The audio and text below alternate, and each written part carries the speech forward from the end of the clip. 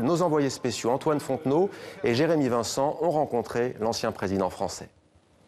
J'avais lancé ce grand chantier de la France s'engage pour soutenir les initiatives innovantes qui avaient justement cette fonction d'améliorer la vie, de répondre à des besoins, de réparer des dégâts sociaux qui sont engendrés par notre mode de vie.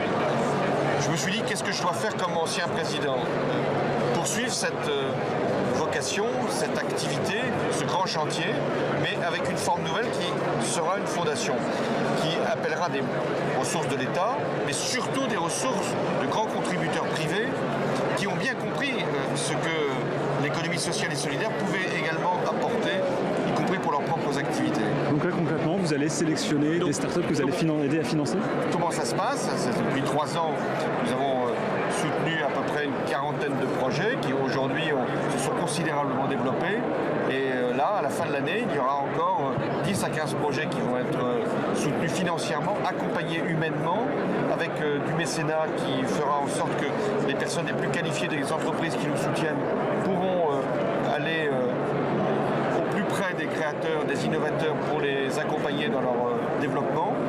Et j'ai pu mobiliser 30 millions d'euros sur les prochaines années pour soutenir toutes ces initiatives que je considère comme les plus innovantes sur l'environnement. Nous avons soutenu un certain nombre de projets qui aujourd'hui permettent de consommer moins, de consommer au plus près.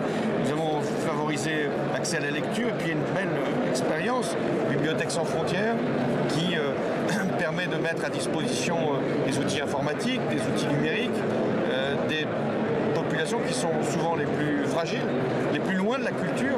Et alors au départ c'était pour des pays amis, la Colombie qui sortait d'une période de conflit, et puis nous l'avons adapté pour les réfugiés en Jordanie, et puis aussi pour nos quartiers, pour nos villages où il n'y avait pas nécessairement ces moyens-là. Donc au début, une initiative qui avait une vocation internationale est devenue une initiative à vocation sociale en France.